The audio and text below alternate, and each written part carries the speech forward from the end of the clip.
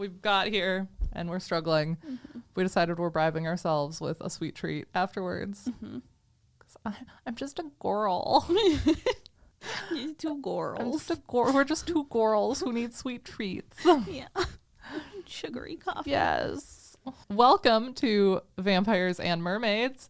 I'm Erin. I'm Risha. I almost said I'm Risha. No, you're not. And we're just two girls gonna go get sweet treats after this episode. Yay!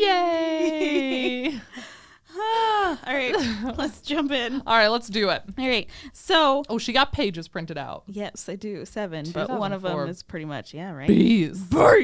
Yeah, don't read my notes. All right. Peeper. Sorry. I'll look at the ceiling. No, don't look at the ceiling. That's silly. So, okay, what do you know about the Chupacabra?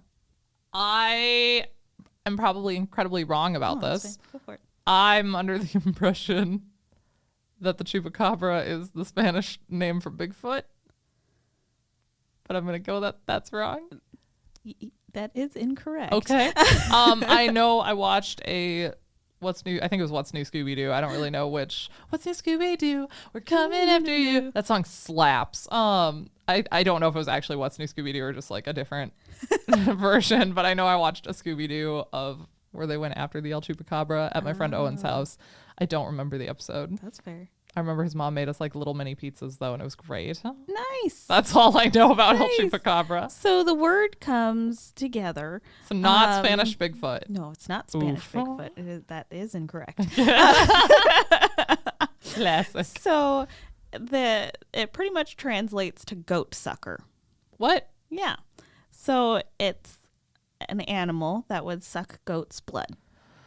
I would like to talk to you about the early 2000s chupacabras in Texas. Okay. Yes. So in 2004, as you read my notes, 2004 Beast. You're dying over there. Sorry, I'm trying so hard to hold it together. Okay. It's literally just goat sucker. Uh-huh. Okay. Yep. Okay. Sorry. 2004 Beast. Beast, yes. Also known as the Elmendorf Beast.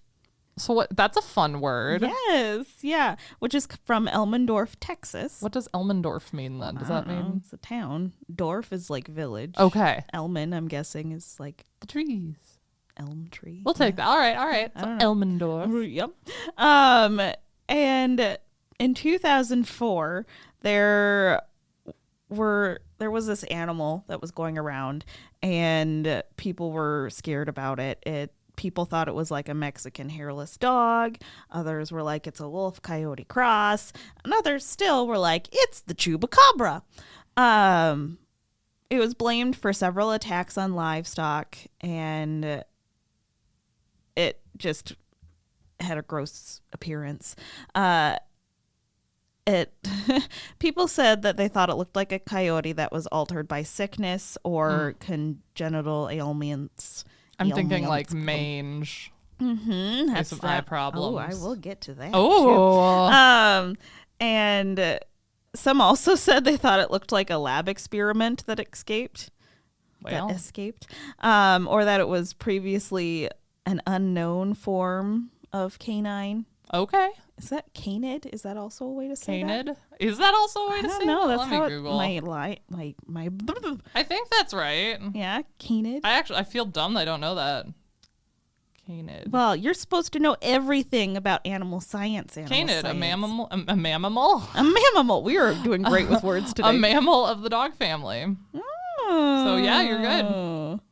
Cool. Yeah, but this, in August 2004, this Elmendorf Beast was shot and killed by a local rancher named Devin Mc... Okay, that is not how I read that. How do you read it, Risha? Want to go after that one again? I don't know if I want to say it. That's okay. Let's just go after it a again. rancher and Mick something. something. McConnelly? We'll go with McConnelly. Let's go with McConnelly. Devin McConnelly. That might not be the right pronunciation, but that's how Probably we're going to not. say it today. Yep. So the animal was about 20 pounds and had a severe overbite. and unusual skin, which was blue and hairless. Ooh. Yeah. I mean, the overbite, that could be like half the dogs I know. Right? But severe. Yeah, that's fair. The San Antonio Zoo was unable to identify the creature, but when they looked at the skull, they thought it was a Mexican hairless dog, like we said previously. But DNA said that it was a coyote with demodectic or sarcoptic mange. Okay. Yep. But not originally hairless. And but they also said that the DNA was inconclusive because of environmental degradation. Sure. But it was confirmed it was canid. Yeah, but there are other instances. I was going to say, there's no way that's all you got. You Yes, got more there pages. are other instances of Chupacabra sightings, Okay. especially in the early 2000s. Otherwise, Scooby-Doo really blew this shit out of proportion. While checking a fence line in rural DeWitt County, Texas, between San Antonio and Victoria, sheriff's deputies got a very big surprise when they saw an animal that looked like nothing they had seen before. They caught it on their dashboard camera, so you can look this up. Ooh. You know, they have it, they see it. And they said it looked like a coyote, but with gray skin, short hair or no hair, long back legs, short front legs, and a snout-like nose and two very distinct fangs. Thing sounds kind of fugly. Right? The long back legs and short front. front So is legs. it just always running downhill? Yes. Oh. Right? All right. And they said they believe it could be the legendary Chupacabra. Sounds like we just have some inbreeding going on, honestly.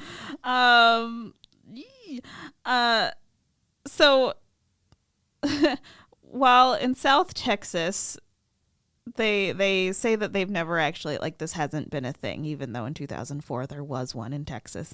In Puerto Rico, this is where the original story began, was in Puerto Rico, of the Chupacabra, but it's very different than the Texas Chupacabra. So hundreds of goats and chickens turn up dead, two fang Here marks we in their go. neck, all the blood sucked out. So that's the whole vampiric Like, connection actually, here. this isn't just a lore. Like, this actually happened. This is from the Puerto Rican lore. Okay. Yep. So goats and chickens with two poke holes in their necks, blood sucked out. So All right. Vampiric Chupacabra.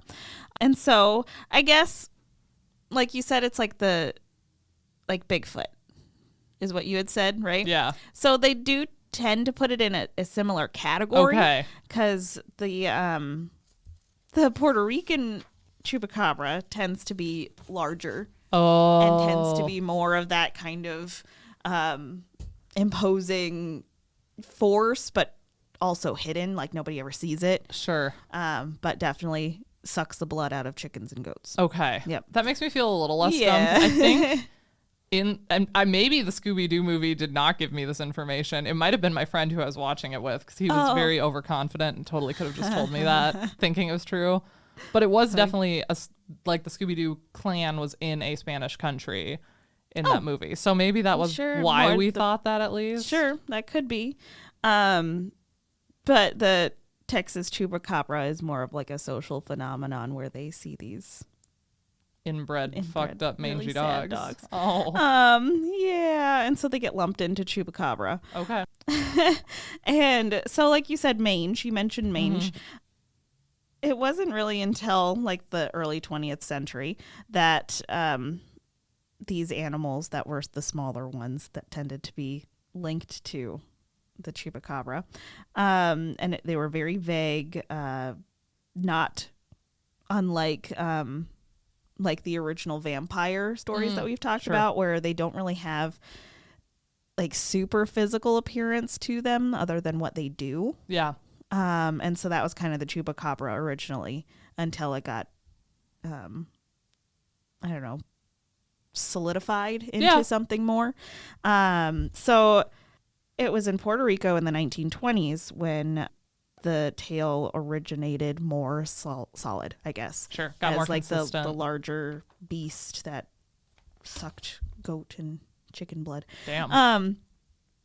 And so you see people when they talk about the reports in the early 2000s of the Texas Chupacabras, and Somebody said what looks like a terrifying beast of legend is actually a pretty sad sight to see. It's the last name Tomakek was the person who said it. And most of the time when folks report a chupacabra, it's actually a coyote with a very advanced stage mange. Makes sense. Yep. It's a skin disease caused by parasitic mites, which can impact an animal's appearance and actions. Yeah. Yeah, it can make them go a little crazy. Mm-hmm.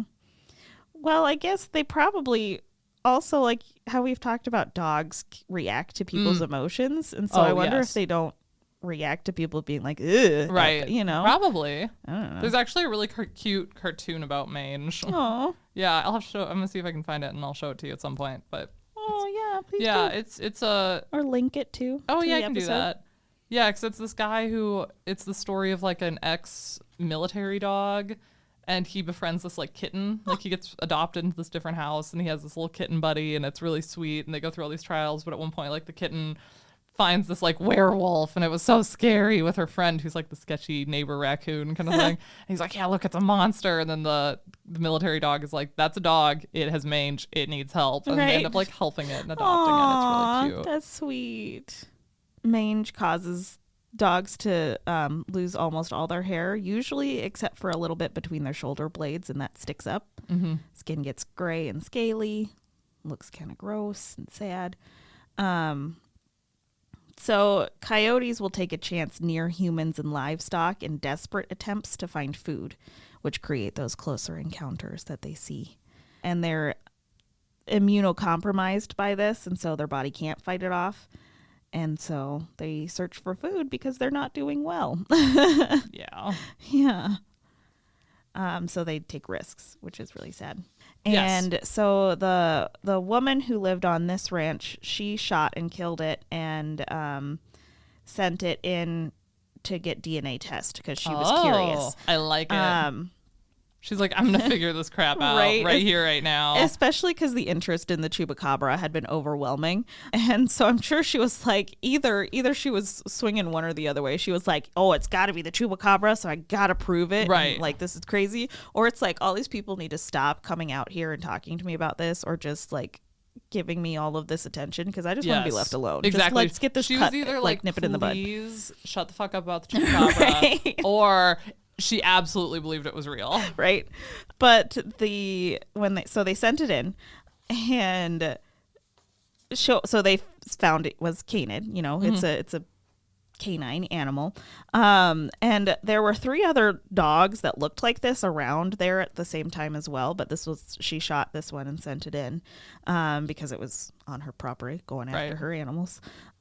And so it was from the coyote family, but also had Mexican wolf in it on the paternal side. And they don't know how far back that went, but it's a hybrid because it has another breed in it, is what they were saying. Yep. And so referring to the hairless, odd-colored skin, they originally thought it was because of mange or disease, but now they weren't so sure. After the DNA testing, they're thinking it might have something to do with the way the breeds mixed in there, but they still can't figure that out. Huh. Yeah. Yeah, I mean, that would be some pretty intensive genetic testing. If you could even do it, because you don't have anything to compare it against. Right. Huh. Yeah. Interesting. 'Cause yeah, it totally would make sense if there was a gene that got activated. Huh. Ooh, now you're going into genes activating. Science talk. Because they're all all of our genes, it's essentially little switches, right? They can, Like the recessive and dominant? yeah, exactly. Okay. It's switches that can flip on and off, and when you mix things or different words are so hard today. Factors that like your environment might give you, or the breeding factors or something like that, they can flip those on and off, basically. There are also genetic linkages, which is cool. So, for example, an example of genetic linkage is redheads also have a really high tolerance for anesthesia. Oh, sure. That's a genetic linkage. So okay. that gene is found on the same part of the chromosome. So when one's turned on, the other is also turned on. So that's why you might get weird things like that. Like, I'm trying to think of other things That's the first one that comes to mind. But that's an example where sometimes this and this happen in the same person a lot. Well, it's actually because that is like a genetic link. Actually, this is a great example when you see dogs who do not come in merle colors being marketed as merle dogs. There are breeds that do naturally have merles, like the Catalua, but breeds like the French Bulldog, for example, merles are becoming very popular. They are not recognized by the AKC because oftentimes when there are merles, that's actually a genetic abnormality for that breed, and it has a bunch of genetic linkages. When you turn that switch on for the color, you're also turning on a bunch of other negative things that can include like eye problems, skin problems, and other like health defects. So yeah, that's why the external appearance like is sometimes important, because whether or not that's normal can be a direct response to what's inside. There's a really interesting article, or actually there's a really cool video where someone, go for it, please. This guy went to a Russian fox farm where they were breeding foxes for fur. Super, not ethical. We don't do that anymore, but they were doing that, and he decided to do a behavior analysis on them. And I can't remember what color. We're going to say all the foxes were black. I might be getting some of this wrong, but you'll get the concept. All the foxes were black. They were all pretty much wild. They were all in their individual little cages. None of them really liked people. They started selecting out nice ones as pups, though, and breeding the nice ones together and interacting with them, and they continued that down the line. And throughout time, as they kept selecting for temperament, they actually had more physical characteristics that showed up. Specifically, different colors appeared, and they actually started to resemble more and more domesticated dogs. Specifically, like the ears flopping over was something that eventually came. So it was a genetic linkage that you could see between the physical appearance and the like internal mental appearance. So cool. Or presentation. Right. Yeah. Yeah. It's a little fun fact on that coloring and where that wolf kind of maybe screwed it up for that one coyote. Yeah. Ooh. Oof. Science. Oof. Yeah. I just feel bad for all the like snaggletooth, like hairless mange dogs that are running around there now. It gives the third hyena from Lion King. Oh no. That's what I'm picturing. Like, here's what you should look like, here's what you shouldn't look like, but here you are. No. Well, poor baby. A little funky. I think he had some pests. If I remember right, they always showed bugs flying around his head. Yeah, he always was scratching himself. He was kind of stupid. Oh yeah. I'm gonna kill it. And he was just very irrational. So yeah. I have some science, but I also just have a lot of speculation. I'd say I have less science than speculation, because I'm going to be talking a little bit about the Oklahoma octopus, which Risha sent me. I did, because I'm excited. It was very exciting. It's a super cool picture. I'll probably just share directly the picture that you sent me. Cool. Let's see here. I was just going to pull up the one you sent. It's the year of the octopus for me. Yes, and I did not go into the plural for octopus. Octopodes? Yes, so why... Can you explain that a little bit? Okay, Michael could explain it. My brother could explain it, well, a lot better than I can, but it has to do with the root of the word. Sure. And I think it's Greek instead of Latin, I think is what it is. Sure. And so technically it's octopodes. Instead of octopi. Yeah. Oh, interesting. Yeah. Well, we're going to talk about, the Oklahoma octopus. So the screenshot you sent me just has a little blurb. And it says, Oklahoma, known for its sweeping plains and rich Native American history, has a surprising and spooky underwater legend, the Oklahoma octopus. Yes, you heard right. So I went on to Cryptid Wiki, because where else am I going to go but Cryptid Wiki? I actually did look at a few other websites, and I'll tell you why one of them I immediately was like, haha, wrong. So... Wrong. You'll understand. Okay, It was bad. Oh no. So the Oklahoma octopus is a cryptid, generally said to inhabit some freshwater, man-made lakes of Oklahoma. Oh, weird. Including and mostly Lake Thunderbird is the big one, but also the Oologah, Oologah, Ologah Lake, and Lake Tenkiller. Oh. Where it attacks and kills unsuspecting swimmers. There is no existing footage of it. Well. So they kind of go into a little bit of explanation. It's most likely a cephalopod, which we will talk about, because yes, it is most likely a cephalopod, Cryptid Wiki, because if you're considering it an octopus, it's a cephalopod, because that's a cephalopod. More specifically, an octopus. Thank you, that's in the name. According to the description of the creature, This would make the Oklahoma octopus the only freshwater dwelling cephalopod species. This would not make this animal entirely unique, as numerous members of typically marine requiem sharks, basically, it wouldn't be that surprising because there are sharks that also typically live in saltwater, but some live in freshwater, specifically the Ganges River shark.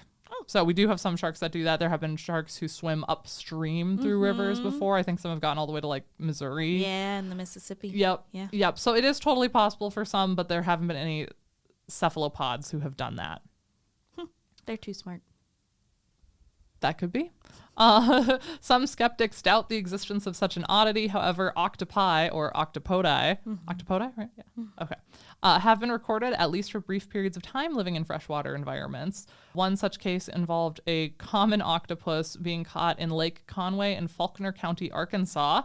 The animal is most likely a released pet. Oh no. Yeah, that survived long enough to cling onto the gates of the lake's dam. I know. That's so sad. If you have a pet, don't release it into the wild. No. Even if you're in its native habitat, it's not going to survive. No. That's where like our goldfish in ponds end up, dear. and they're Asian carp. They're not good. They ruin native species, so please don't do that. Oh no.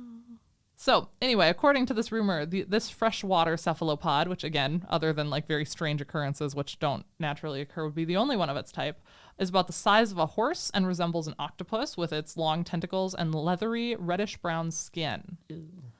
The species most likely has a similar diet to the marine octopus, eating freshwater species similar to its marine counterparts' prey. However, the drowning in the lakes where it's reported to live could be caused by the octopus, so they don't really say whether or not they eat the people they drown. Maybe they're just doing it for fun, like stupid dolphins. Potentially, because some of the controversy surrounding the Oklahoma octopus is that a lot of the drownings that they have been credited with have been found. The bodies have been found. So maybe it was just for fun, but none of them have like tentacle markers. Like the sucker circles. Right. Yeah. So it's kind of not super likely, but fun. Sure.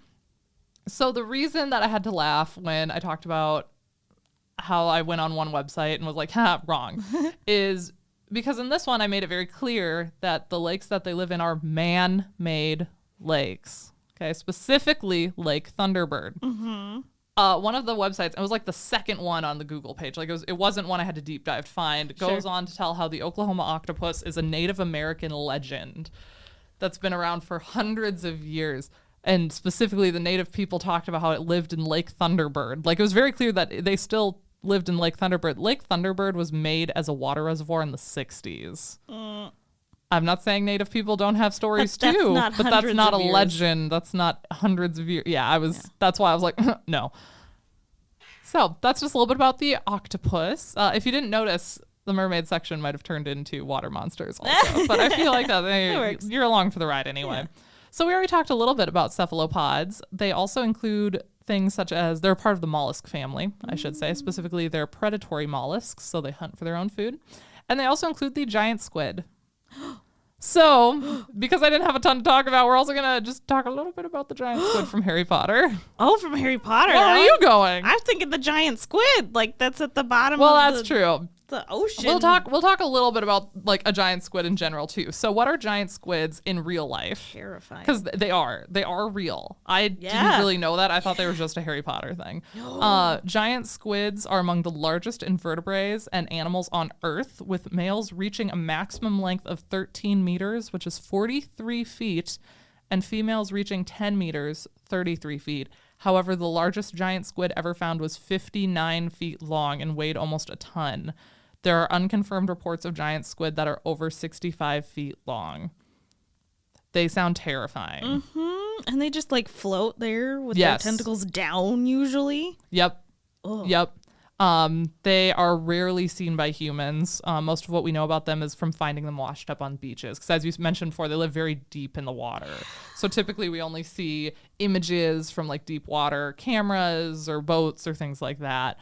Otherwise, they're fairly similar. I did a very, very brief skim. Their like diet is fairly similar to what we saw like from octopuses. They, they're predatory, so they go out and find their own food. So they're eating small fish, clams, I believe, that kind of thing. So they have a very strong beak, so they can crack things open. Terrifying. The beaks, I can't. That's crazy. Beaks freak me out. Fish shouldn't have beaks. No. Eventually, I want to talk about the parrotfish a little bit. That might be a separate episode because they also have a beak. But they have really pretty colors. And when I saw one in an aquarium, I'm like, that fish is the color I want my mermaid tail to be. And so I felt like I can make that relevant somehow. Yes. But because I'm me, I, of course, had to tangent into Harry Potter world. Yeah. So there is a giant squid in Harry Potter, specifically in the books. I actually don't remember if it's in the movies, really. Or I don't think we see it in the movies, but I don't know if it's mentioned or not. But I know it's mentioned in the book because I am listening to at least one Harry Potter book at any given moment. I'm on book 7 right now. It just started. So the giant squid, when we initially hear about it, it's kind of told as being scary. And there are a lot of times where people are talking about it as this like monster who lives there. And at one point, I think Ron talks about how he hopes like Snape gets fed to the giant squid, which same dude. But that's a discussion for a different day. Oh, there's a bug. There's a chocolate frog card dedicated to the giant squid. What? Where it calls it the bane of Hogwarts students. Seems a little aggressive. Yeah, that's kind of scary. Right? Another Ron Weasley moment is that, I'm sorry, I misquoted. Ron Weasley hopes Victor Crumb gets taken by the squid because Victor Crumb whips his shirt off, dives into the water, and takes off swimming. And Ron is jealous because, of course, he's with Hermione. So, yeah, sorry. He hopes Victor Crumb gets fed to the giant squid. I personally would have liked Severus Snape to get fed to the giant squid. If we get anyone writing in about that, I will do a whole episode about why I don't like Severus Snape. Risha's like, no. It's okay. I can play devil's advocate. That's fair. And I like it. Ron Weasley had also made a comment when they found out Tom Riddle had received a special award for services to the school. He speculated that maybe it was from saving a teacher from the squid. So kind of the way people talk about the squid makes it sound like it's a monster or it's constantly attacking people. Yeah. Well, kind of like the Whomping Willow. Yes, kind of like the Whomping Willow, right? It's like there. Present, but if you leave it alone, you're fine. Yeah. But if you go, it's kind of this unspoken, like if you go in the water, watch out. But the way when we actually do see the giant squid in the book, specifically, I have two good examples. Oh, okay. Neither of them are vicious at all. My personal favorite is I know Colin Creevey's in the movies. Yeah. A sweet little fanboy of Harry Potter. I don't remember if his little brother was in the movies. Oh, I don't think so. So Colin has a little brother who comes a year after him, I believe, Dennis. And Dennis, on his first ride over from like the Hogsmeade area, he has to ride across the lake with Hagrid, the initial boat ride to the castle. He falls in. So they're talking about how it's during this torrential downpour. It's this terrible rainstorm. And all the first years come in sopping wet to the Great Hall. And this is from Harry's point of view. And he sees this really small, little wiry beanpole of a kid. And he looks thrilled. Okay. He looks like he's had the best day of his life. And he's drastically more wet than everyone else who's already soaking. So I don't even know how it's possible. And he's wearing Hagrid's giant coat. So it's just a comical picture. But Dennis is described as looking thrilled and waving at his older brother Colin and being like, Colin, I fell in the lake. The giant squid pushed me back in the boat. Aww. And it's so cute, but the giant squid actually helped save Dennis. Right. Especially because I'm sure the waters were just terrible during that storm. There's also a very quick mention. I'm trying to figure out where it was when it happened. I remember it being talked about, but I don't remember which book it was in. And now I can't find it. Well, anyway, there's also a quick mention in one of the like middle books, I believe, where Harry, Ron, and Hermione are out walking the grounds. They look over and they see Fred, George, and their friend Dean Thomas tickling the tentacles of the giant squid. And the giant squid seemed to be enjoying it, like it was letting him do it. So I don't actually think the giant squid is that evil. I think he's just kind of bopping on his own, and people just use him as this kind of the like, ooh, don't mess with the squid, but the squid's actually like a teddy bear, right? Which I love. I did also discover very recently, I watch Miranda Lorian on YouTube. Her name's Miranda. It's like the Mandalorian. Yeah. I'm playing Hogwarts Legacy for the first time, and she has played it twice now, I believe. And so I'm watching her playthroughs while I'm playing, but I'm not letting myself watch further ahead than I've already played. But it's kind of fun to see like how did she handle things, or like what did I miss? And she played on the PS5 when it first came out, and I'm just playing it now over a year after it's come out. So there have been like updates. So it's been kind of fun to see like, oh, I'm glad they changed this or added that. And now she's doing a second playthrough, but it's an evil playthrough. So that's been a lot of fun. And I was watching an episode last week And I'd already decided I want to talk about the Oklahoma octopus. And I was like, Yeah. let's see if we go into the giant squid or not. And then this happened. And I'm like, well, an excuse to play Harry Potter. Because her evil run through, she picked the Slytherin house, which I'm a Slytherin. So naturally, I'm playing through in the Slytherin house as a good Slytherin because we exist. When I do my evil run through, I haven't decided which house I'll do, but it won't be Slytherin because we're not playing into those stereotypes. But she was playing her evil run through and exploring the Slytherin common room, and she had heard that if you go up to one of the windows, because the common room is underwater, it's partially under the lake. Oh, yeah. Yeah, if you go up to one of the windows where you can see like bubbles and stuff, and you just shoot your basic spell at the window a whole bunch of times, eventually, and she showed it, an octopus or squid arm come and just slaps itself across the window. Yep, and then you can kind of see it in the background, like some tentacles. And she freaked out and was super cool. So for research, I also had to go play Hogwarts Legacy, and I can confirm it also worked for me, which is very exciting. So thanks for that excuse to play Hogwarts Legacy this weekend. But yeah, so if you have the Hogwarts Legacy game, I don't know if it's a specific window. A specific window. I went to the same window that Miranda Lorian went to, but there aren't that many in the Hogwarts common room, so I did not explore if they all do it, but there is one specifically that you can see the giant squid, which is kind of fun. And he seemed to be like, stop tapping on my glass, which is fair, but otherwise he seems quite nice. So that's a little bit of water legends for you, one from Oklahoma and one from Hogwarts. So, and as far as I know, in the wizarding world, that's the only giant squid that's talked about, is just the one that lives in the lake of Hogwarts Castle, which would also be a freshwater lake, I'd assume. Yeah, I would think so. Unless it's being fed in from the ocean. Right. Yeah. So. Unless it's in Fantastic Beasts. Yeah, I don't know. I haven't seen those, which is kind of sad. Yeah. So anytime I'm talking Harry Potter, I'm talking the OG 7.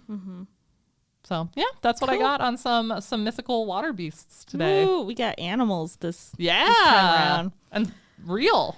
Yeah. Because I had the actual giant squid. You had coyote wolf hybrids. Yeah. Yep. Pretty snazzy. Woohoo! We did it! We did it! Now it's time for our sweet treats. We're just two squirrels. Two squirrels getting our sweet treats. Listener, if you stayed through us struggling with words, you also deserve a sweet treat. And we also deserve, if you listened this long, for you to go follow us on wherever you're listening. Give us those 5 stars on Spotify. If you don't think we're deserving 5 stars, do better with your time. Honestly, why are you still here? If you're not getting a 5-star experience, go do something else. Yeah. Unless you hate yourself, in which case therapy is good too. Yeah. Vamps, BetterHelp, you can sponsor us. We need therapy. I mean, sponsors. Also follow us on Instagram, Vamps and Mers. You can email us, vampsandmers@gmail.com. And until next time, stay thirsty and keep wet. Cover your necks and watch your tails.